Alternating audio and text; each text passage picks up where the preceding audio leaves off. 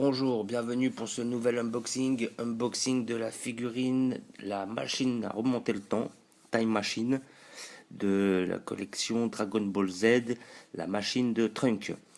Donc nous pouvons reconnaître la machine de Trunk simplement au mot Hope, qui veut dire espoir en anglais, qu'il avait gravé parce qu'il avait espoir de retrouver Son Goku de façon à pouvoir changer son futur et améliorer son quotidien. Voilà, donc figurine que j'attendais beaucoup. Je sais pas si je peux appeler réellement ça une figurine. Je sais pas comment l'appeler d'ailleurs.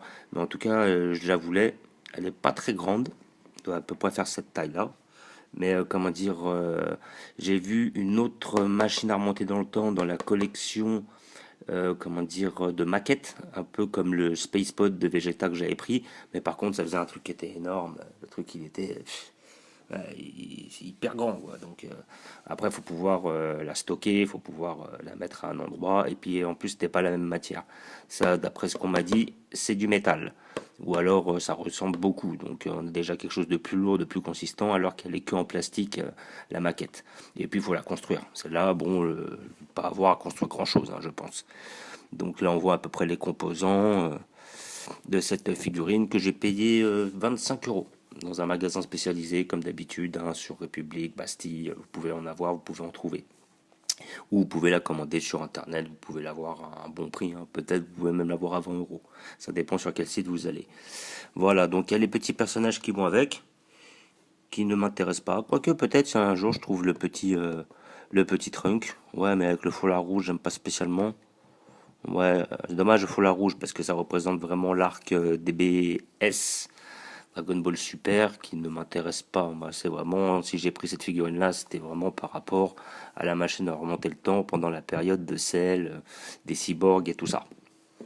Donc nous allons l'ouvrir pour voir ce que ça donne. C'est la collection Mega WCF. Voilà, de chez Ban Presto. Mega WCF. Hop, nous allons l'ouvrir pour voir ce que ça donne. Comme d'habitude, être muni d'un couteau.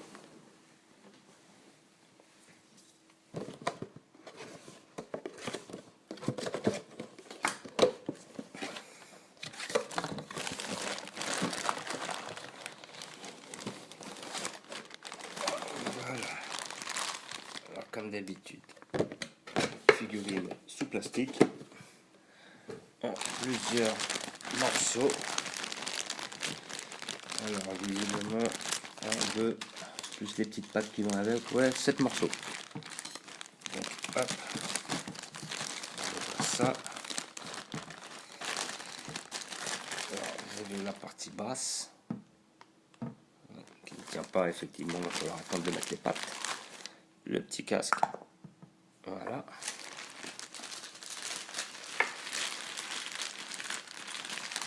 Et les petites pattes pour que ça tienne. Voilà. J'en avais 1, 2, 3, 4, 5. Donc, ça, est-ce que ça se clip bien? Ça a l'air de bien se clipper. Nickel. Voilà.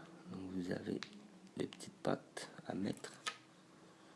Bon, c'est un montage très simple, hein. C'est bien, c'est pas une maquette d'1 heure et demie, quoi. Ça va très vite. En plus, elle est pas grande. C'est ce que je recherchais. Une figurine assez petite. Voilà. Et elle est lourde. Je trouve par rapport, voilà. Je sais pas quel alliage c'est, mais elle est vraiment, vraiment lourde. Et c'est une très, très belle pièce. Voilà. Vous avez le Hope marqué ici. Hop, juste au-dessus du 1 de Capsule Corporation. Donc ça tient bien, c'est pas un souci. Voilà, une fois qu'ils sont bien clippés, elle n'est pas bancale, elle tient bien. Donc il y a vraiment un souci du détail qui est je vais pas dire impressionnant, mais presque, hein. Vraiment, elle est très très bien réalisée. Vraiment, c'est du très beau travail, quoi.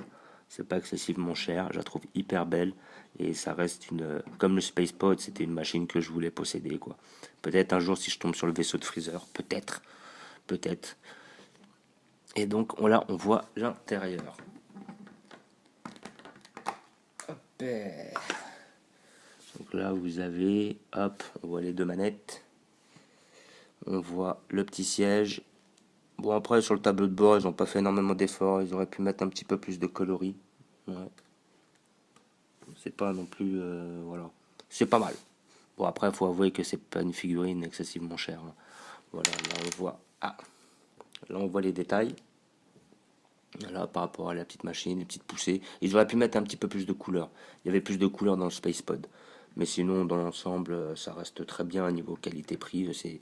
C'est vraiment une très belle pièce, hein, que je conseille à tous les fans. Et effectivement, hop, et c'est quand même, une fois que les pattes sont mises, bon, faut éviter de trop forcer dessus, hein, parce que sinon, après, ça se pète la tronche.